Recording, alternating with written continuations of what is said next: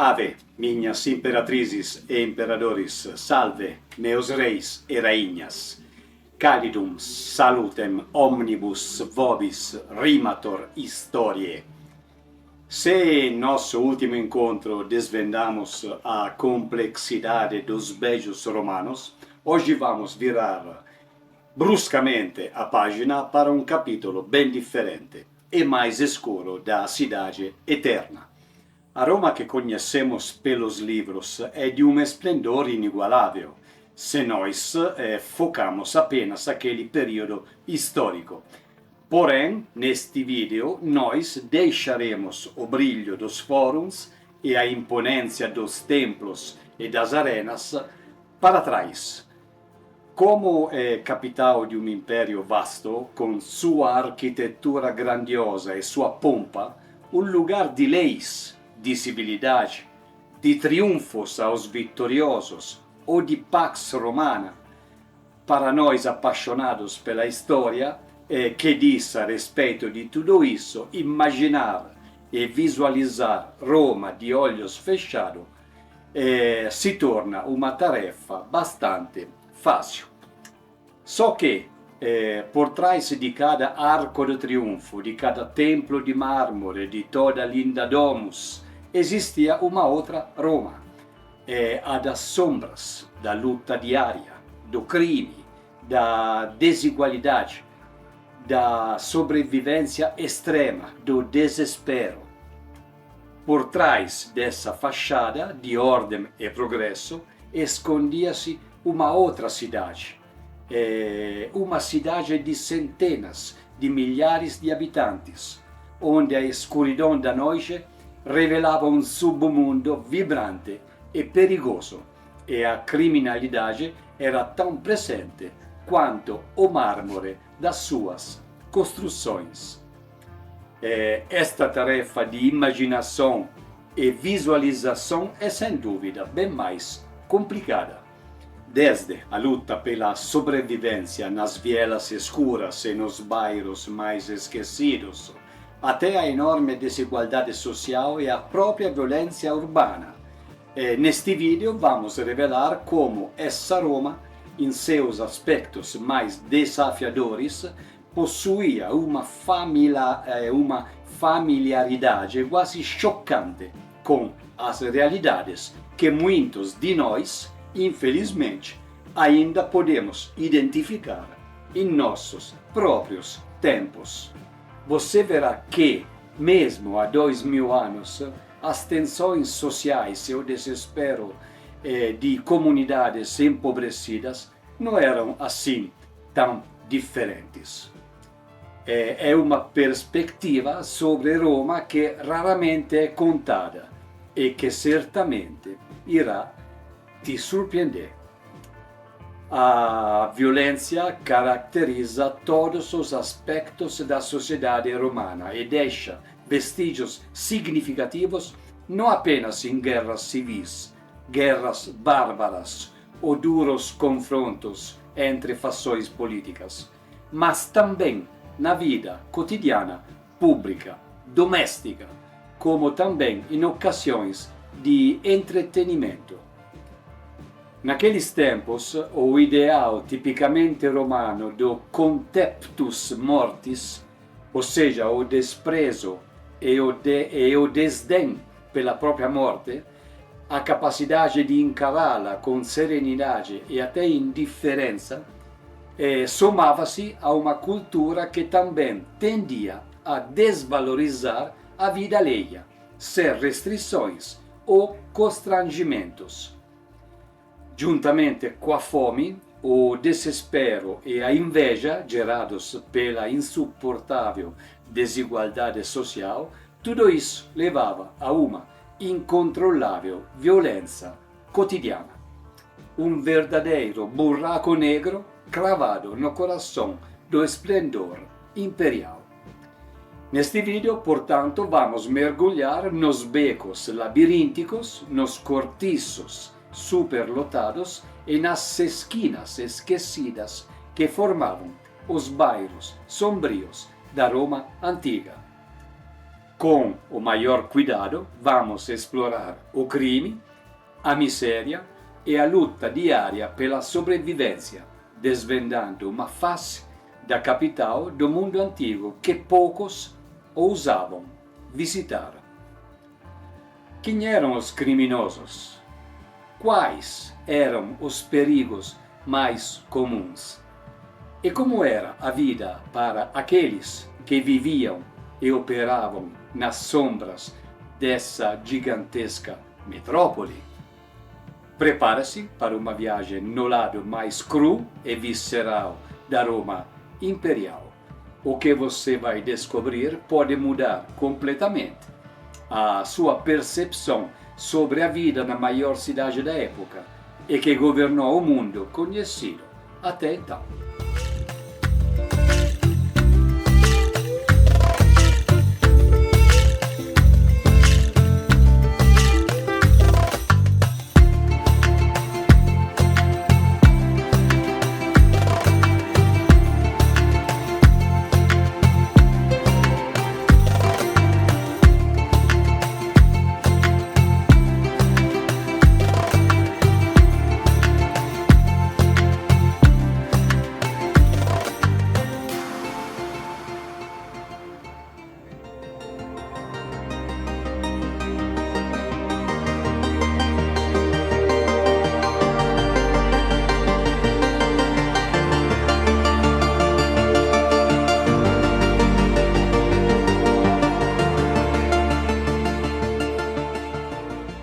Os problemas de segurança em Roma sempre foram um ponto sensível do Império, com emergências mais graves do que qualquer outra grande cidade da época, pelo simples fato também de ser muito maior e mais movimentada do que qualquer outra cidade daquele período.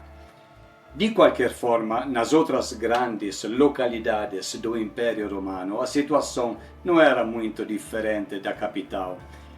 Na verdade, em alguns casos, talvez fosse até pior, visto que, pelo menos em Roma, havia algumas formas de segurança, como coortes e celere, que de vez em quando podiam intervir contra criminosos e que veremos daqui a pouco.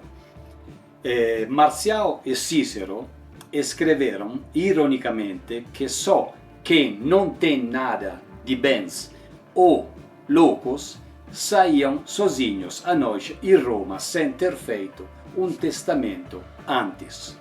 Se pensarmos por um momento em uma cidade com 1 milhão ou até 1,5 milhão de habitantes, sem luz noturna e com forte desigualdade social, entendemos quão assustadora ela podia ser à noite. Havia patrulhas noturnas equipadas com tochas e armadas também, mas muito raras de se encontrar. Os viajantes também eram raros, muito raros, exceto os convidados de um rico banquete, que tinham que se cercar de escravos equipados com tochas e armas, para evitar serem atacados pelo submundo local. Em Roma havia a Celere, uma brigada de cavalaria de 300 homens que vinha ao resgate em caso de tumulto ou outra grave emergência, e os bombeiros, em latim vigiles urbani ou cohortes vigilum, especialistas da época em apagar incêndios, mas também se ocupavam de policiamento noturno contra pequenos crimes, como roubos e brigas, captura de ladrões e escravos fugitivos, e vigilância da cidade em geral. Existiam também grupos paramilitares, ou gangues, que eram contratadas por famílias ricas na busca de criminosos que cometiam algum crime contra aquela própria família. Logicamente eram pagas, bem pagas, e exclusivamente ao serviço dos potentes da cidade. Portanto, não se ocupavam minimamente da segurança de bairros pobres, a não ser que aquele criminoso procurado por eles estivesse escondido justamente em algumas dessas comunidades. Tinha então opções de segurança em Roma, mas em comparação com o tamanho da cidade, tudo isso era sempre muito pequeno e bastante insuficiente para garantir uma decente tranquilidade noturna. Por isso, as pessoas raramente ousavam andar pelas ruas no escuro, exceto vagabundos, bêbados, loucos, como falam Marcial e Cícero, e naturalmente criminosos, pelos quais a chegada da noite era a própria fonte de renda. De fato, as ruas de Roma à noite eram o local favorito para ladrões roubarem objetos de valor dos transeuntes. Por esse motivo era importante não carregar riquezas consigo, sempre quando possível, ou pelo menos ter um grupo de acompanhantes armados, mas isso só era possível para os ricos. Nenhum pequeno comerciante, por exemplo, tinha condição, e ele não podia deixar os sestércios do dia na loja, visto que podia ser facilmente invadida durante as horas noturnas. Por isso ele sempre tinha consigo a receita do dia e se tornava assim vítima fácil dos fures ou dos ladrones. Daqui a pouco voltarei com esses personagens desprezíveis que ninguém queria cruzar.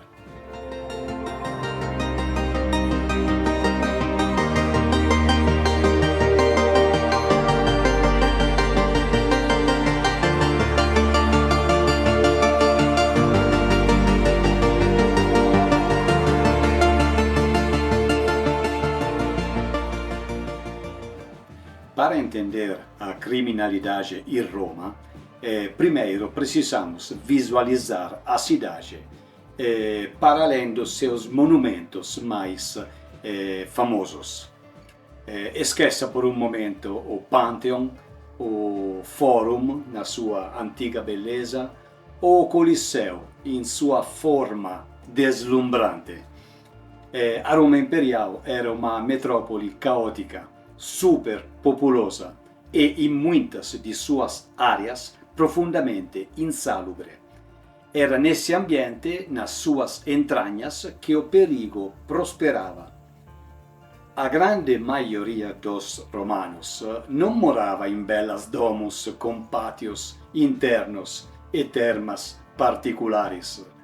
Eles viviam em insule, que eram gigantes de barro e concreto, basicamente prédios densamente construídos, muitas vezes de péssima qualidade, prédios destinados às classes sociais mais pobres, feitos de pequenos apartamentos, no estilo das kitchenettes de hoje.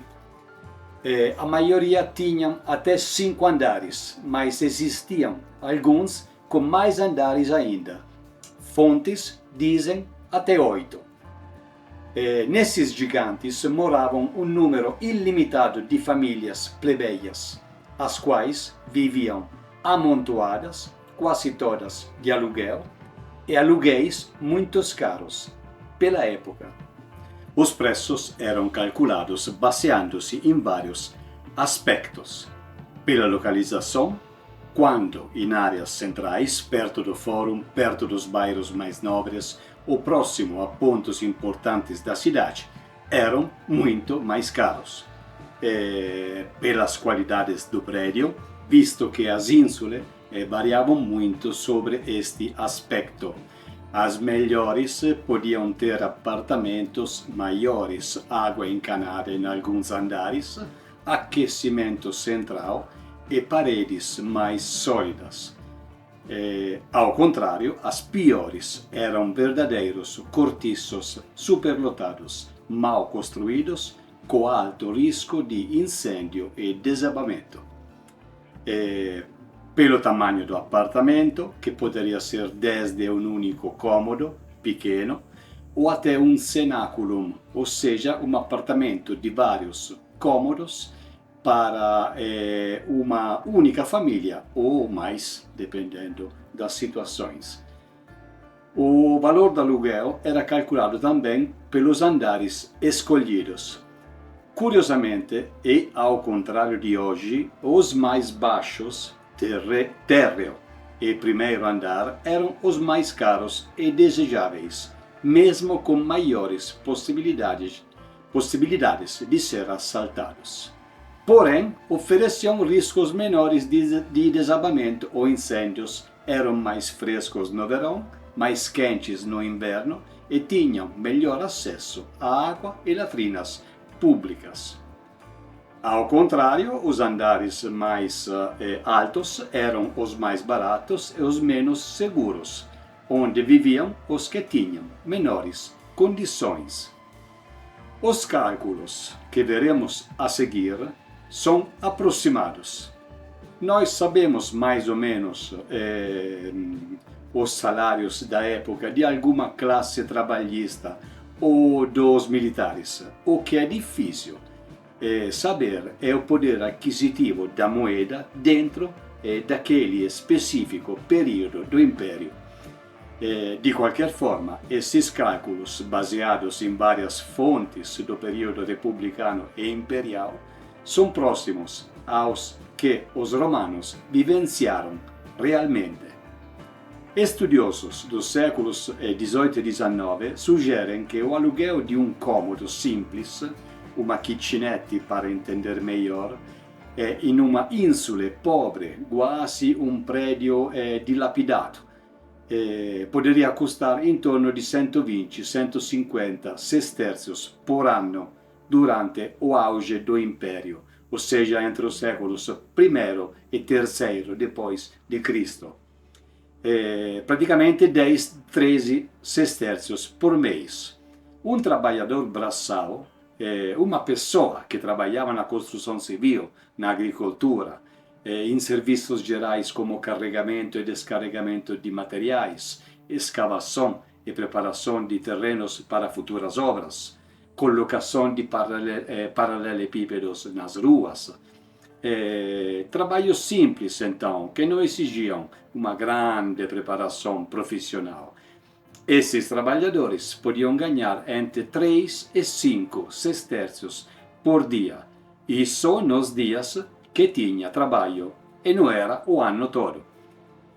Quando ele tinha que manter uma esposa e 2 filhos, o custo do aluguel se tornava extremamente pesado, mesmo com valores cobrados aparentemente baixos. Por isso, muitas pessoas viviam em condições de superlotação extrema, dividindo o mesmo minúsculo espaço para poder arcar com os custos. Mais famílias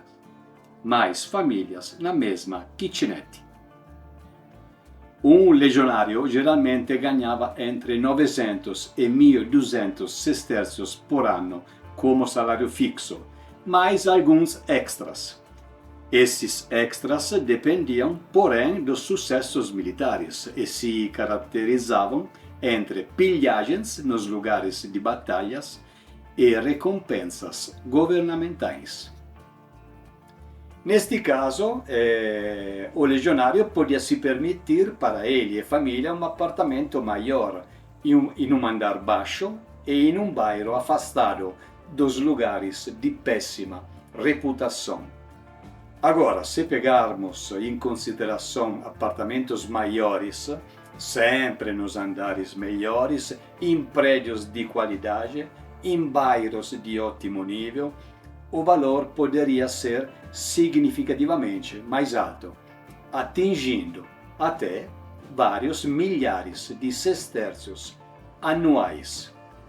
Essa situação, bem mais confortável, era destinada normalmente a, abre aspas, centuriões, especialmente os mais experientes ou os primis ordines, centuriões de primeira classe, cavaleiros, conhecidos como equites, que não eram soldados a cavalo, mas sim uma classe social médio-alta que incluía comerciantes prósperos, coletores de impostos, os terríveis publicanos responsáveis pela arrecadação de taxas e tributos, ou administradores do Estado e homens de negócios.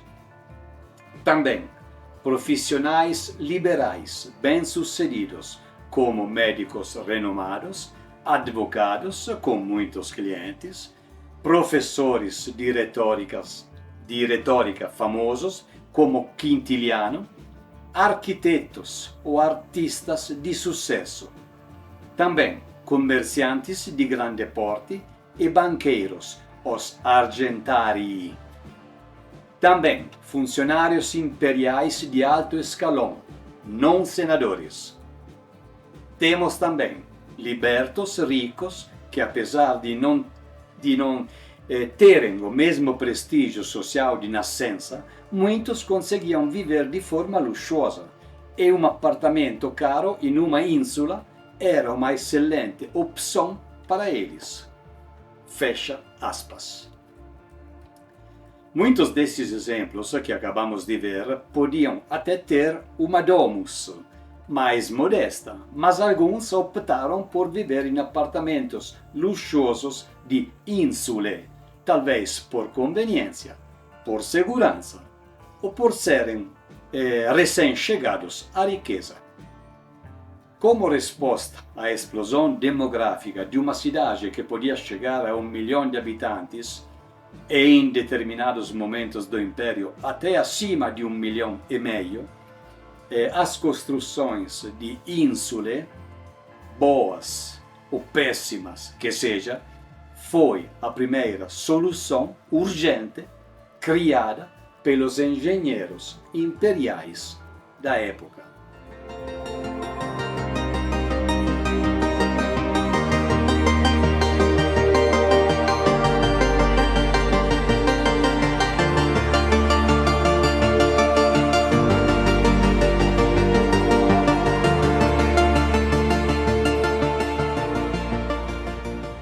A Roma imperial era uma metrópole caótica e superpopulosa, uma megalópole incomparável para seu tempo no mundo conhecido. Considere que as maiores cidades do Império da época, como Alexandria no Egito, considerada a segunda maior cidade do Império, tinha entre 400 e 600 mil habitantes. A Antioquia, na Síria, tinha uma população estimada entre 200 e 400 mil habitantes. Cartago, na África proconsular, reconstruída pelos romanos, tinha uma estimativa de população em torno de 200 a 300 mil habitantes. Éfeso, na Ásia Menor, entre 150 a 250 mil pessoas. Roma tinha condições sanitárias de precárias para péssimas, com vastas áreas insalubres, atoleiros com mau cheiro e uma enorme quantidade de ratos com tamanhos de um gato, famintos e até, às vezes, perigosos pelos seres humanos. Essas ínsulas piores eram um dos maiores exemplos, ou seja, péssimas para morar, focos de doenças, pouca ventilação, saneamento escasso ou inexistente, perigosas para viver e superpopulação. Pense-me em um prédio de 5, 6, 7 ou até 8 andares, construído rapidamente, sem o auxílio de bons engenheiros ou arquitetos, e feito com materiais baratos. Fogo e desabamentos eram ameaças constantes, verdadeiros pesadelos para os moradores. Era justamente nesse tipo de ambiente, nas suas entranhas, que o perigo prosperava e, de consequência, a fragilidade estrutural não era o único perigo. A ausência de segurança e a proximidade entre centenas de pessoas em um espaço confinado criavam um ambiente propício para brigas, furtos, estupros de menores ou de mulheres e violências domésticas de todo o tipo. Certas regiões da cidade eram sinônimo de perigo e vida marginal, como por exemplo os bairros de Suburra e Transtiberim ou Transtiberina. O antigo bairro de Suburra desenvolveu-se entre o Quirinal, o Viminal e o Esquilino, atuando como um bairro suburbano da cidade primitiva que era localizada no Palatino. Por esta razão, o nome Suburra, do latim suburbium, significa fora da urbs. Suburra era talvez o bairro mais famoso, mas também o mais infame de Roma. O rei etrusco Servio Tullio escolheu Suburra para sua residência e o incluiu entre as 4 regiões mais exclusivas da cidade: Palatino, Colina, Suburrana e Esquilino. Mas isso foi em meados do século VI a.C. e ainda estávamos, portanto, em plena época régia.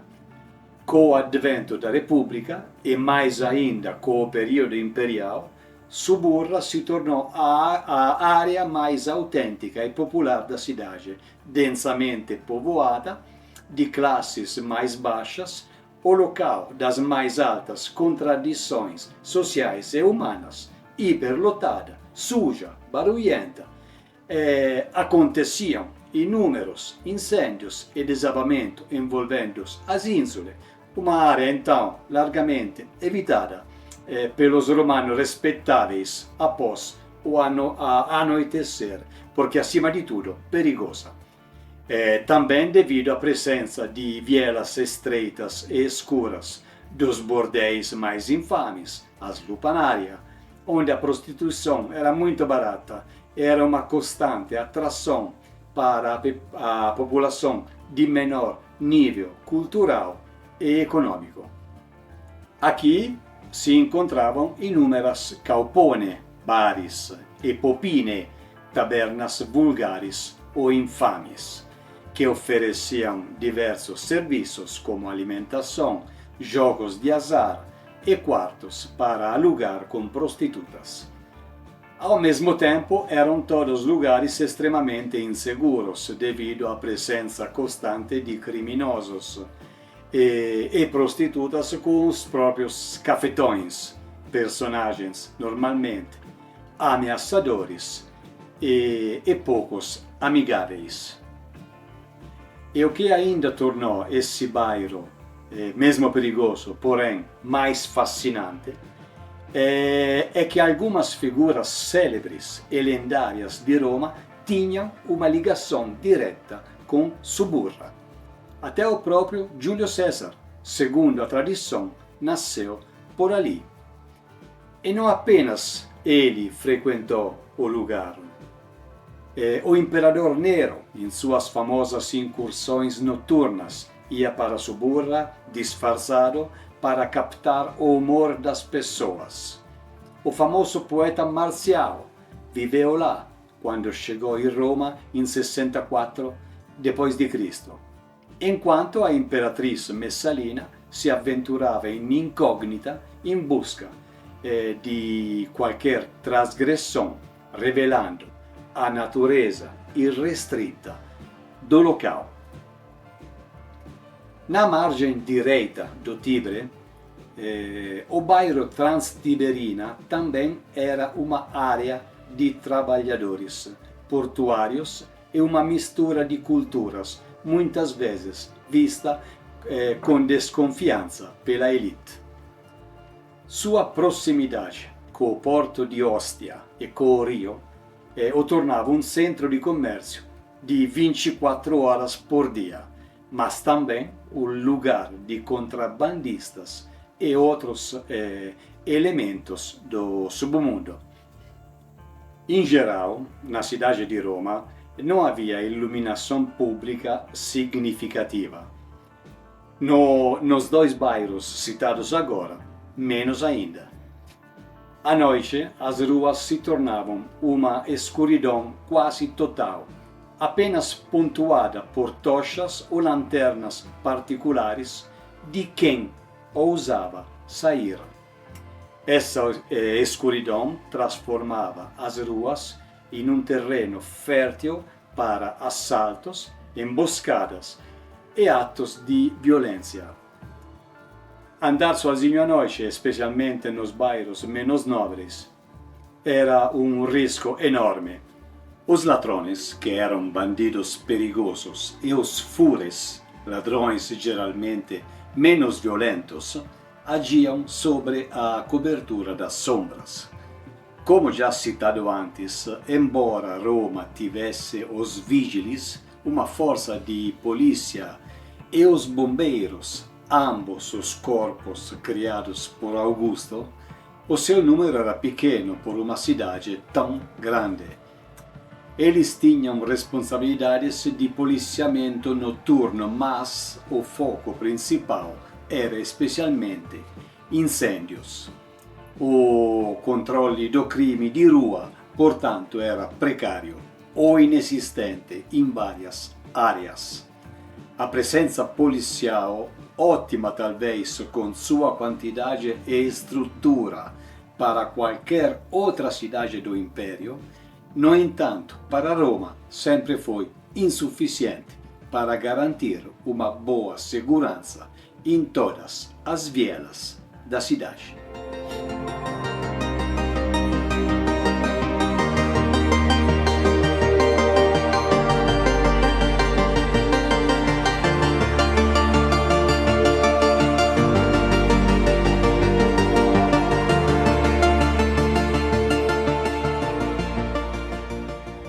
Seus becos eram o palco. Quem eram os atores nesse drama diário do submundo romano?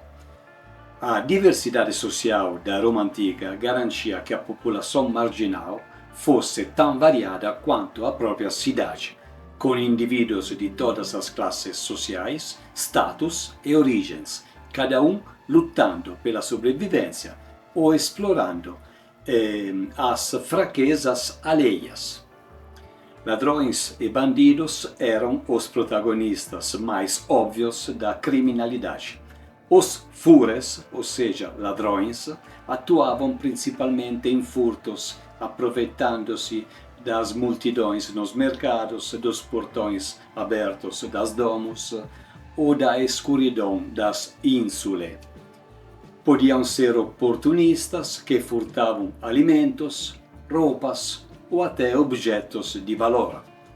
No entanto, os ladrões, ou seja, bandidos e assaltantes, eram mais perigosos. Agiam em grupos, emboscando viajantes nas estradas, nos arredores de Roma, ou atacando nas ruas mal iluminadas da cidade, focados em roubos mais violentos e muitas vezes com verdadeiros assaltos às pessoas.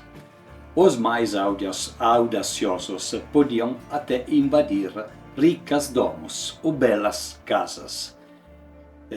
Bandos de ladrões frequentemente operavam também em vários lugares do Império, infestando as províncias internas e as principais rotas comerciais próximas à capital. Roma era uma cidade de contrastes extremos e a rivalidade entre fações e gangues era uma realidade, especialmente durante períodos de instabilidade política.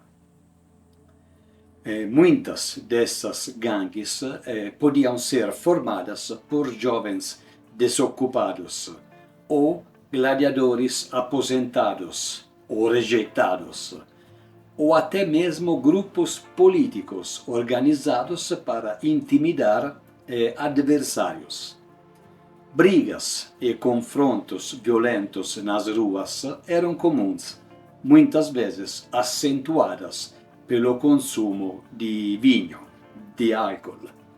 A segurança pública era tão deficiente que essas gangues operavam com uma impunidade considerável. A vasta população escrava de Roma era uma fonte constante de fugitivos. Desesperados por liberdade e sobrevivência, muitos se refugiavam nos bairros mais pobres, vivendo na clandestinidade e, por vezes, recorrendo ao crime para se manterem. Capturá-los era uma prioridade e a punição por ser um escravo fugido era brutal, muitas vezes a morte por crucificação. Ex-escravos, ou seja, os libertos, que não conseguiam se integrar à sociedade, ou plebeus empobrecidos e, consequentemente, marginalizados, também podiam se ver forçados a viver à margem da lei. Suas oportunidades para melhorar as próprias vidas eram limitadas e o crime podia ser a única alternativa à fome. O submundo romano também incluía o vasto e complexo comércio sexual. As meretrizes operavam em bordéis, as lupanare em tabernas ou diretamente nas ruas. Nos bordéis, quem gerenciava todas elas eram as cafetinas. No entanto, nos lugares mais perigosos, como tabernas e ruas, eram os cafetões. Embora fosse uma profissão tolerada, legalizada e taxada, as condições eram frequentemente brutais e a vida era extremamente perigosa. Como já vimos no vídeo anterior, as infames femmine probrose, mulheres de má reputação, não estavam sujeitas às mesmas normas de recato e seu consumo de vinho era até pragmático para seus clientes. Os lenones, ou seja, os cafetões, controlavam a vida das prostitutas, muitas vezes por meio da violência e da coerção. Eles exploravam o mundo feminino romano e sempre estavam à procura de novas mulheres livres ou meninas, pouco mais de crianças, que caíam na pobreza extrema. E, dessa forma, inseri-las naquele mundo se tornava uma tarefa bastante fácil. Os lenones as acomodavam, forneciam comida básica e garantiam que trabalhassem, tirando uma grande parte de seus ganhos. Todos esses personagens relacionados à prostituição da época representavam uma camada do submundo que lucrava com a exploração alheia. Roma, apesar de sua religião oficial, era cheia de superstição. Muitos adivinhos de rua vendiam poções, como o potio persuasionis et secretorum, que seria a poção da persuasão e dos segredos, que segundo eles poderia revelar segredos da pessoa investigada, digamos assim. Era uma pomada utilizada em rituais, como era comum nas práticas mágicas romanas, utilizada em objetos corporais daquela pessoa. Os mesmos personagens vendiam amuletos, podiam oferecer serviços de adivinhação, alguns até legítimos, mas a grande maioria eram só charlatães. Práticas de magia negra, embora ilegais, também floresciam no submundo. Essas práticas eram vistas com desconfiança e frequentemente reprimidas pelas autoridades romanas, pois a magia muitas vezes se misturava com traição, envenenamento e manipulação social, sendo por isso considerada uma atividade proibida e perigosa. Porém, mesmo com muito charlatanismo por aí, a crença na eficácia dessas poções era real para uma parte significativa da população romana. Embora não tão proeminente quanto o vinho, o uso de substâncias como ópio e ervas com propriedades alucinógenas existia, e sua comercialização pelos traficantes da época também fazia parte do submundo. O ópio era a erva alucinógena por excelência na Roma antiga, mas também se usava cânhamo, ou seja, o cannabis, o memendro negro, a belladonna, ou a troppa belladonna, e a mandragola officinarum. A proveniência destas ervas geralmente era de alguns países da Europa, do norte da África e da Ásia Ocidental. Existem achados arqueológicos que confirmam o uso dessas ervas aos tempos dos romanos, como as descobertas recentes nos Países Baixos, por exemplo. Precisa dizer, porém, que substancialmente o uso desses alucinógenos com o conceito de droga recreativa como o entendemos hoje, na realidade, na antiga Roma, fosse bem diferente.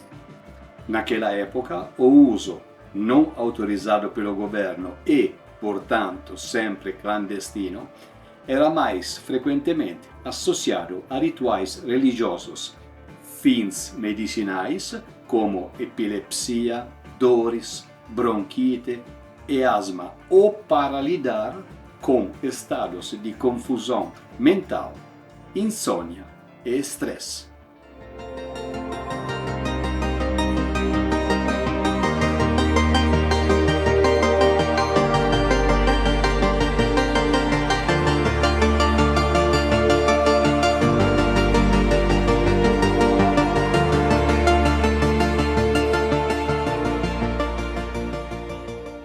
Com essa galeria de personagens obscuros, quais eram os crimes que mais afligiam os cidadãos comuns e a elite da Roma antiga?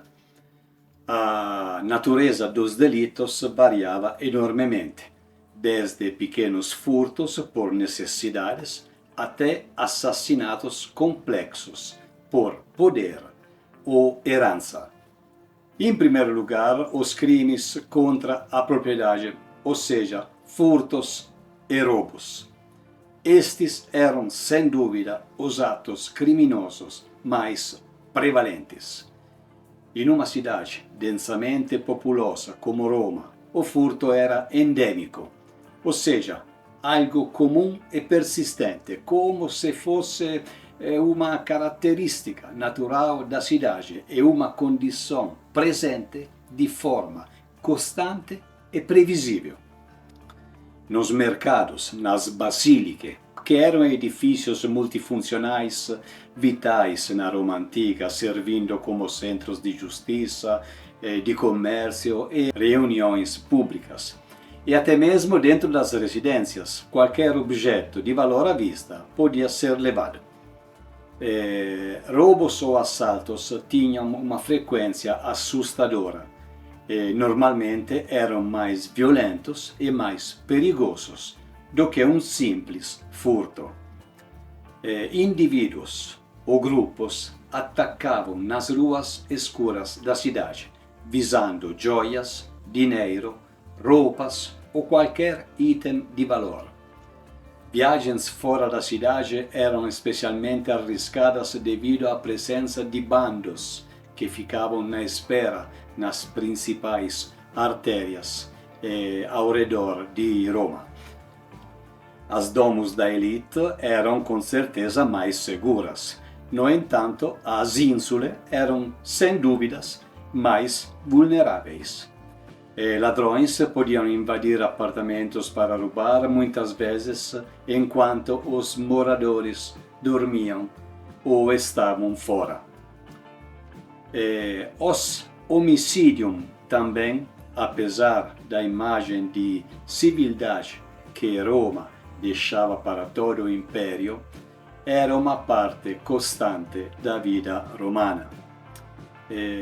Nas ruas ou dentro de tavernas, desentendimentos por motivos banais, motivos fúteis, ampliados pelo uso de álcool ou por rivalidades, frequentemente terminavam em agressão física e, por vezes, em morte.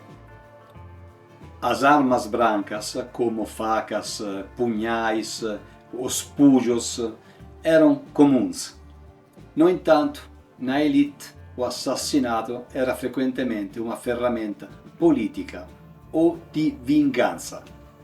Conspirações e complô para eliminar rivais políticos ou herdeiros incômodos eram uma realidade.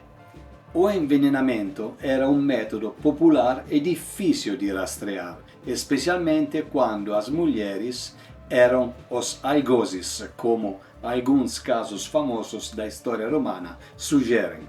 Por exemplo, Livia Drusilla, Agrippina a Jovem ou Locusta.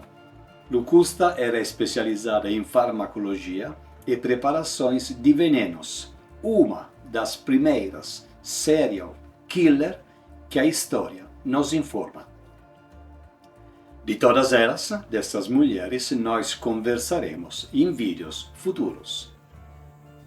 Embora não fosse um crime no sentido moderno, o abandono de recém-nascidos era uma prática legalmente aceita em Roma e muitos desses bebês morriam ou eram resgatados para serem escravizados ou explorados, representando mais o lado sombrio da vida familiar romana.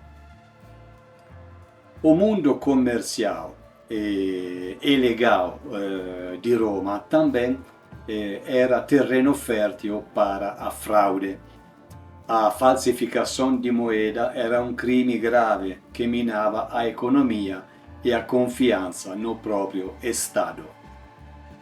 O acesso à escrita, já presente nos tempos republicanos e que teve a máxima expansão no período imperial, permitia novos tipos de crime, como por exemplo as fraudes com documentos, como falsificação de testamentos, contratos de compras ou de vendas, ou certificados de vários tipos.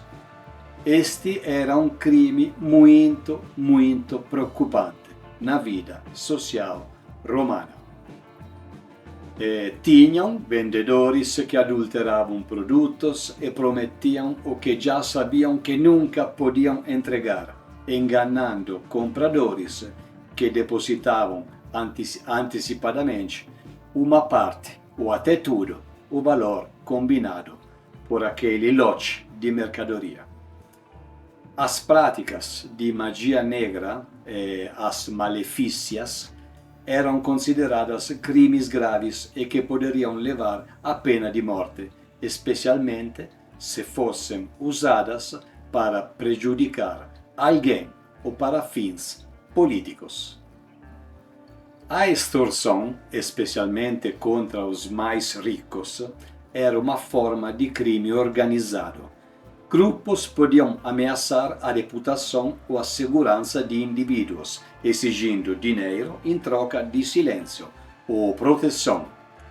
Dentro da elite, a chantagem baseada em segredos e vícios era uma arma poderosa e comum, Era usada para manipular decisões a próprio favor e até para acabar com carreiras profissionais ou políticas alheias.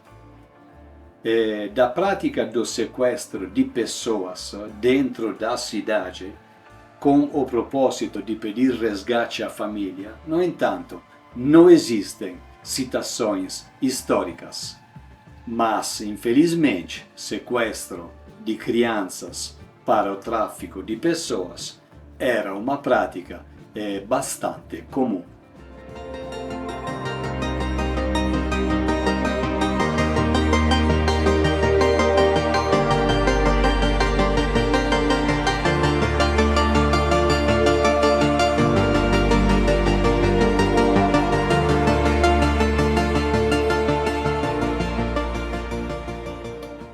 Os historiadores romanos nem sempre detalhavam notícias de jornal com nomes e datas exatas para crimes comuns, como faríamos hoje. Eles tendiam a focar em grandes eventos políticos, guerras ou escândalos da elite. No entanto, através de descrições sociais, sátiras e até obras de ficção, com os textos de historiadores, é possível reconstruir cenários e tipos de crimes que eram extremamente comuns e que certamente gerariam manchetes se tivéssemos jornais romanos daquela época. Juvenal e Marcial são os que oferecem as descrições mais diretas sobre o nível das ruas, dos perigos que apresentavam e sobre crimes menores. No entanto, Suetônio oferece anedotas sobre a interação da elite com o submundo. Apuleio, mesmo que ficcional, dá uma visão detalhada de bandidos e assaltantes. Tácito e Tito Livio oferecem um contexto maior de violência e insegurança, muitas vezes ligada à política ou à ausência de um Estado de direito robusto para todos. Vamos ver agora 3 histórias ou cenários trágicos e escandalosos que eram uma realidade constante nos bairros sombrios de Roma, baseadas em algumas fontes desses nossos historiadores. Começamos com a vida nas insule. Imagine um dia cansativo de trabalho na Roma antiga. Você é um plebeu comum. Está finalmente voltando para o seu apartamento, seu modesto apartamento, numa ínsula apinhada. A noite já caiu e com ela uma escuridão quase absoluta.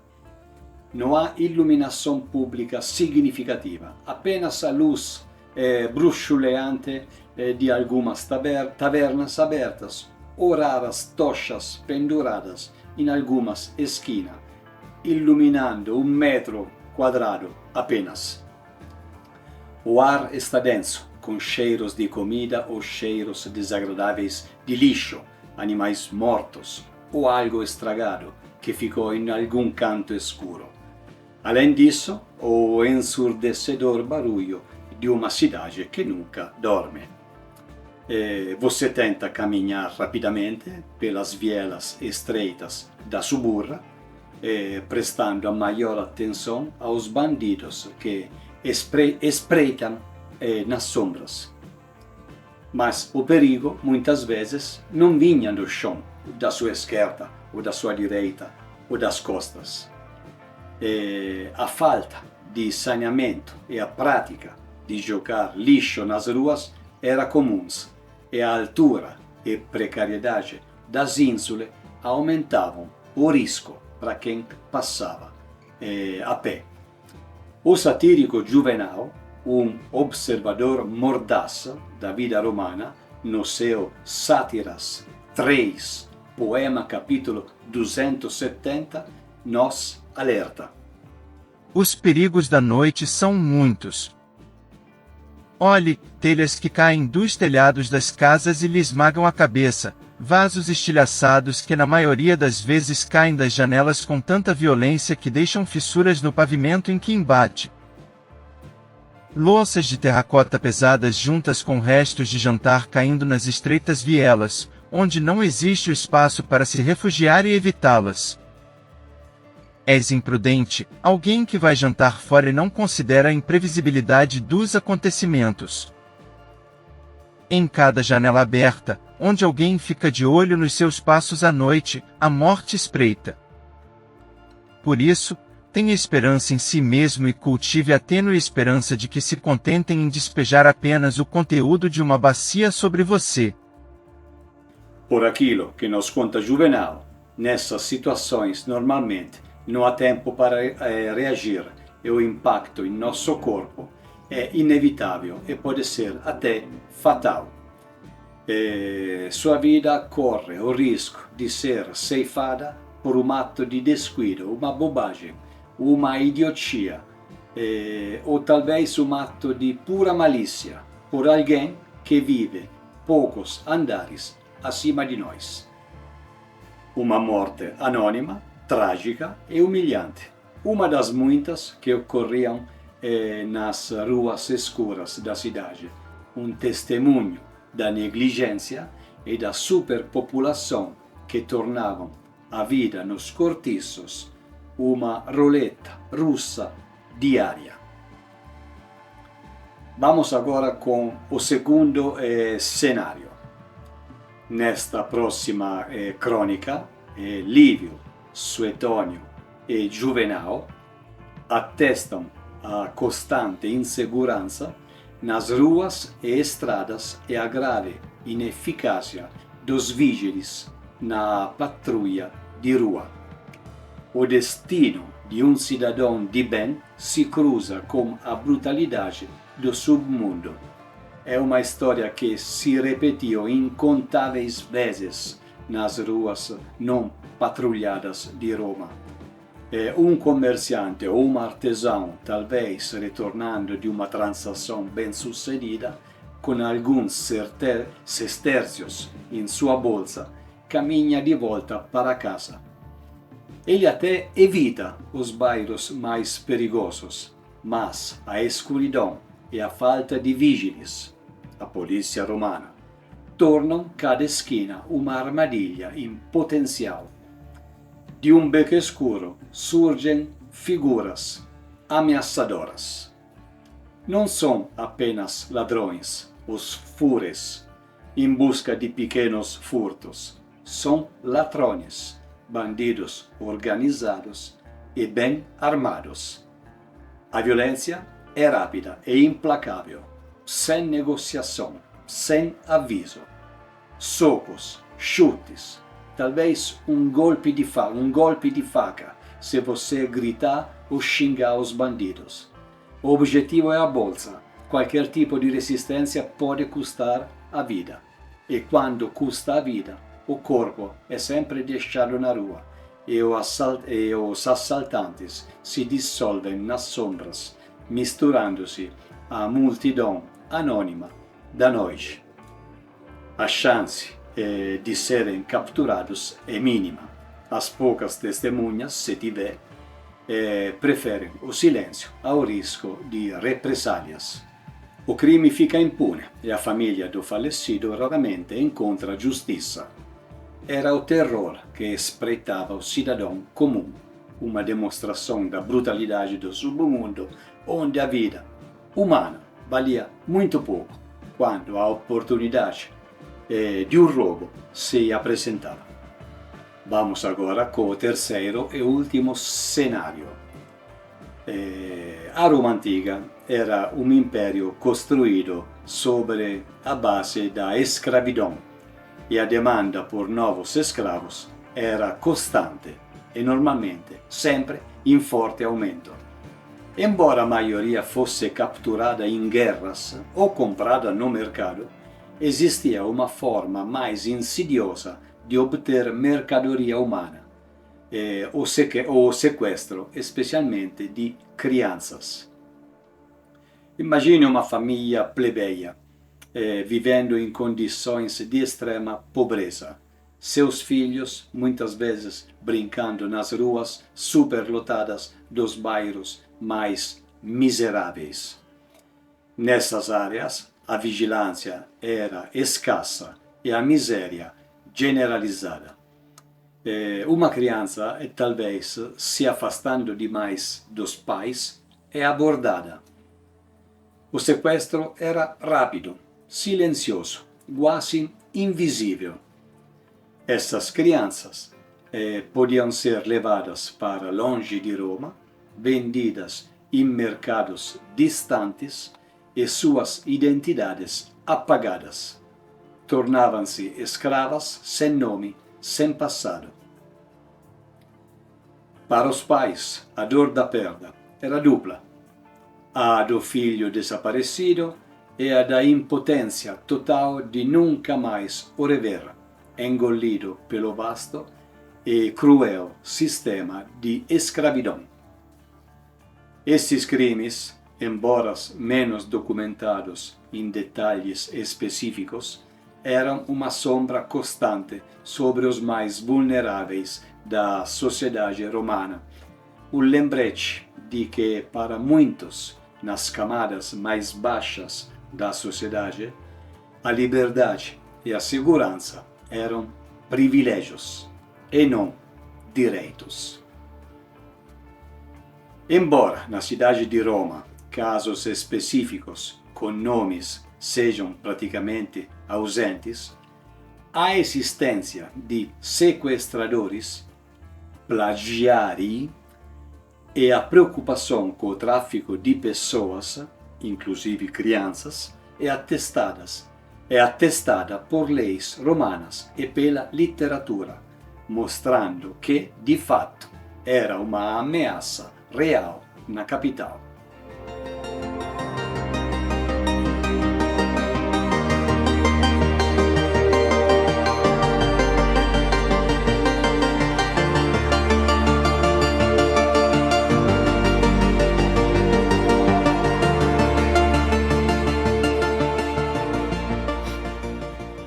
Em uma cidade onde o crime era abundante, como funcionava o sistema de justiça para aqueles que habitavam o submundo? A resposta é complexa e muitas vezes brutal. A paz romana era mais um ideal do que uma realidade para a maioria, e a justiça era frequentemente lenta, desigual e cruel. Como já mencionei, os vigiles eram uma força pequena e focada principalmente em incêndios. Roma, na verdade, não tinha uma polícia eficaz. Não existia uma força policial uniformizada e presente nas ruas como conhecemos hoje para patrulhar e prevenir o crime. A captura de criminosos dependia muitas vezes de denúncias, da ação de escravos, da família ofendida ou de detetives particulares. Isso resultava em uma baixa taxa de resolução de crimes, especialmente para aqueles que não envolviam a elite. A justiça romana era predominantemente baseada em processos legais que exigiam acusadores, defensores e juízes. Para os plebeus pobres e especialmente para os escravos, a justiça era quase inexistente e o acesso a esses tribunais era complicado e caro. Eles tinham poucos direitos e suas chances de um julgamento justo eram mínimas. Um escravo acusado de algo podia ser até torturado para confessar, independentemente de sua culpa, mesmo se tivesse roubado só uma maçã. Quando essas classes menos privilegiadas conseguiam, de alguma forma, ter um processo para defender os próprios direitos, eles eram regularmente lentos e a sentença final, na maioria das vezes, era decepcionante para a parte lesada. Saindo agora momentaneamente dos pavorosos subúrbios de Roma, quando um processo envolvia pessoas mais influentes, tudo mudava. Patrícios e cidadãos ricos contratavam os melhores oradores e advogados, podiam influenciar ou subornar juízes, e as testemunhas contra eram frequentemente intimidadas nas ruas ou até nas próprias casas. Muitas vezes se safavam de crimes graves ou recebiam só punições mais brandas. No caso de inimizades pessoais, divergências políticas ou falsificações de testamentos, as acusações podiam ser inventadas e apoiadas por falsos ou corruptos censores e advogados. Na antiga Roma, a linha que dividia a culpa da inocência era cada vez mais turva, mais túrbida, mais embaçada. A justiça daqueles tempos não era igual para todos. Não que isso hoje seja muito melhor, infelizmente. A justiça romana frequentemente focava mais na retribuição para si e na dissuasão pública do que em uma possível reabilitação dos condenados. As punições eram severas e muitas vezes desumanas.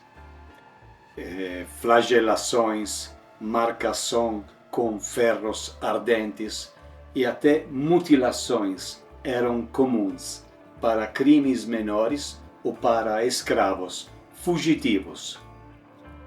Muitos criminosos eram condenados a trabalhos exaustivos nas minas, pedreiras ou galés, como remadores nos navios de guerra ou de comércio.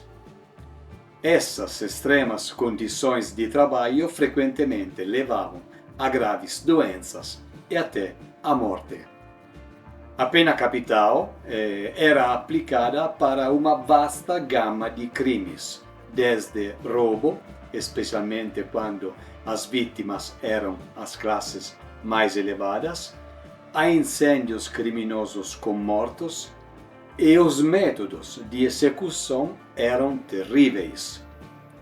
Nós veremos todas as mais brutais, mais conhecidas e mais utilizadas penas capitais romanas em outro vídeo futuramente.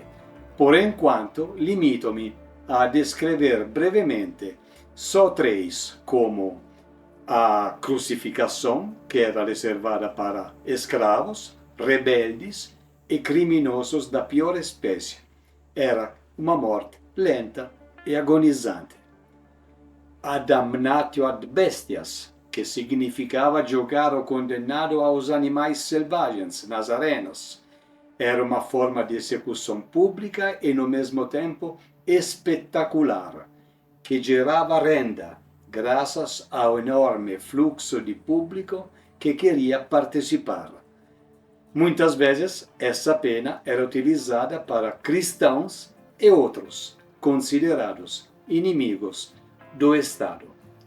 Para crimes como incesto, traições, incêndios dolosos ou magia maligna, o acusado era frequentemente condenado ao fogo e podia ser coberto com uma veste chamada de túnica molesta ou túnica picea, impregnada de piche ou alcatrão, o que garantia que o fogo se alastrasse e ardesse dolorosamente.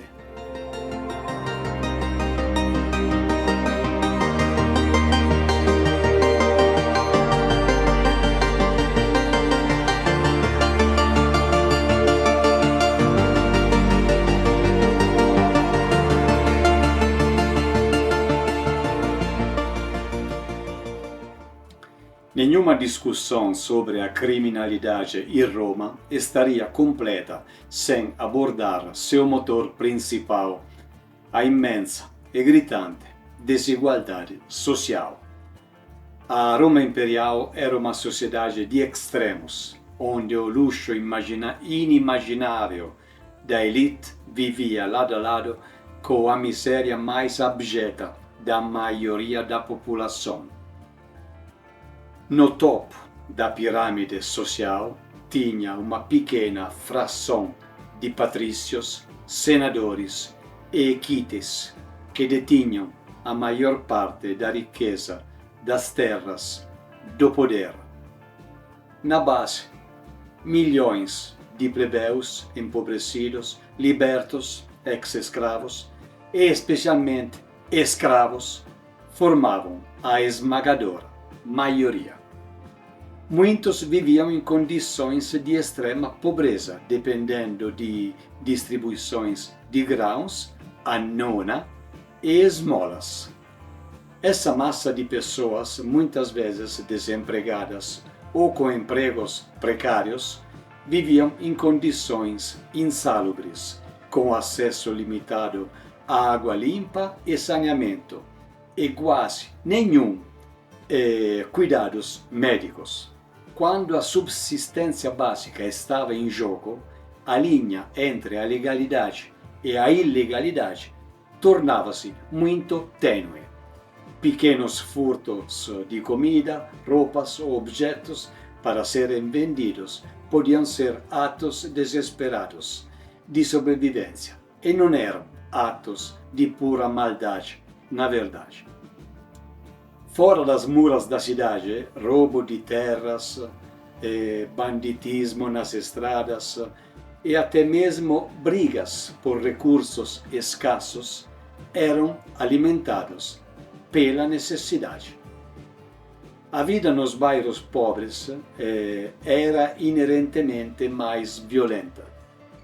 A densidade populacional, a falta de privacidade e as tensões diárias por recursos e espaço frequentemente desaguavam em conflitos físicos.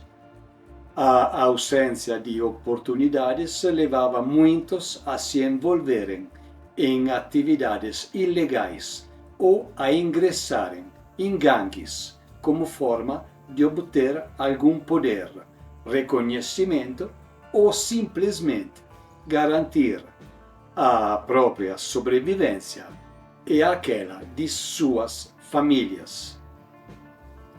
Enquanto os pobres enfrentavam penas brutais por crimes menores, os ricos muitas vezes podiam cometer crimes mais graves, como extorsão, corrupção ou até assassinato, com relativa impunidade, usando sua influência e dinheiro para manipular juízes e o sistema legal em geral. Essa disparidade só aumentava o ressentimento e a criminalidade nas camadas mais baixas.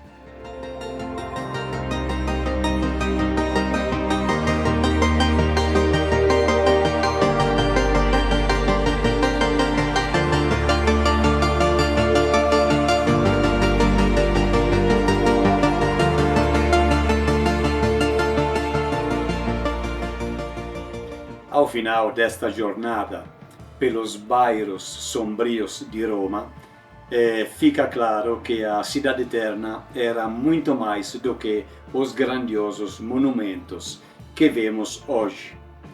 Por trás do mármore e da glória existia um mundo vibrante, sim, mas muitas vezes brutal também, de crime, pobreza e luta.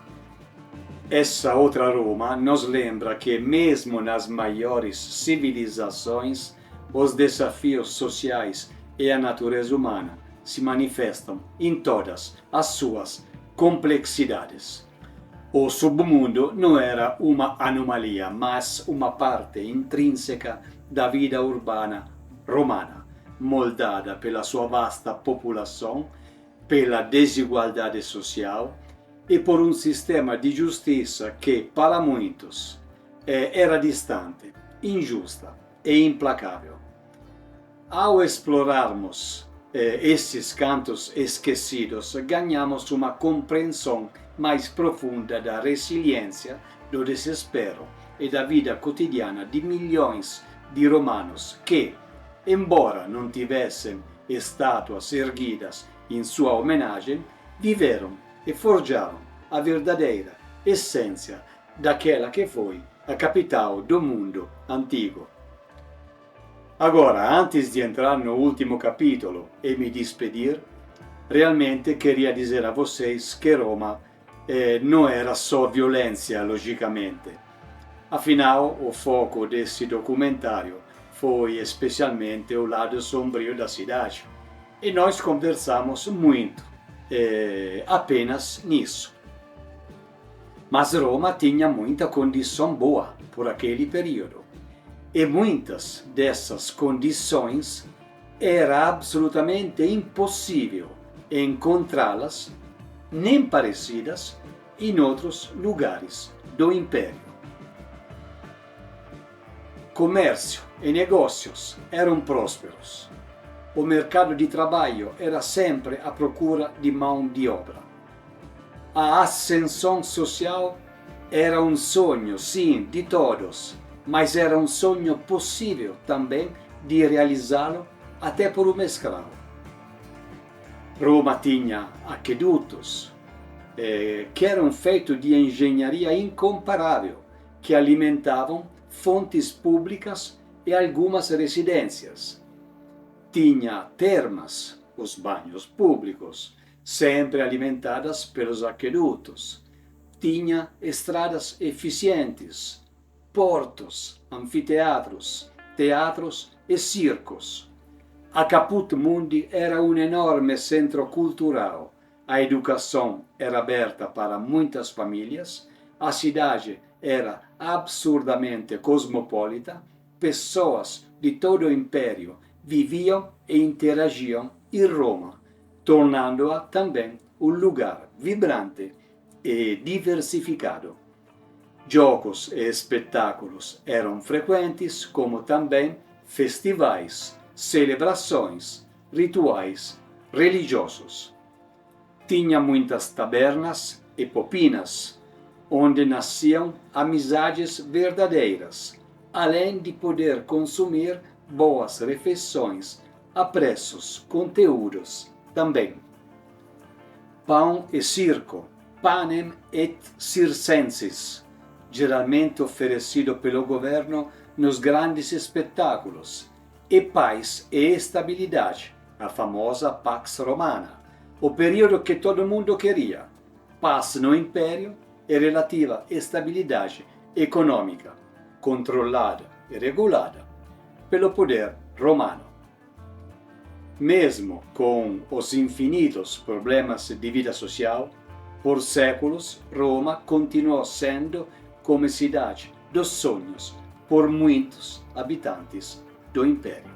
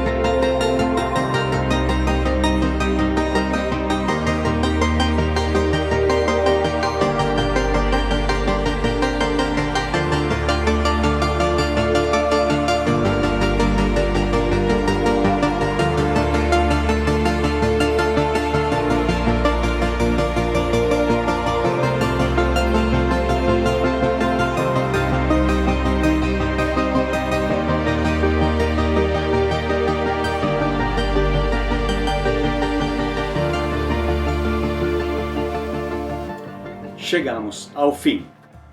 Muito obrigado por me acompanhar nessa viagem, longa viagem até aqui. Encerramos, portanto, a nossa jornada pelo submundo de Roma.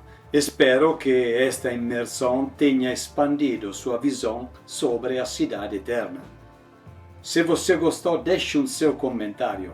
Nos ajude a melhorar cada vez mais um pouco. Claro, elogios são e sempre serão bem-vindos. Mas se encontrar alguma imprecisão, por favor, aponte. Será muito bem aceitos também. Falei de elogios, então aproveito para agradecer a todos que nesses 5 meses do canal têm demonstrado muito apreço pelos nossos conteúdos. No próximo vídeo voltaremos mais uma vez aos primórdios de Roma para desvendar mais uma lenda de honra e sangue. Iremos testemunhar um confronto sangrento e decisivo da antiguidade, um duelo que não foi por dinheiro ou poder pessoal, mas pela própria alma de Roma e por aquela de sua grande inimiga histórica, Alba Longa.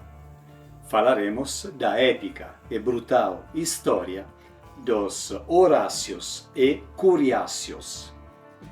Não percam, pois é nessa lenda também que a verdadeira virtus romana foi forjada.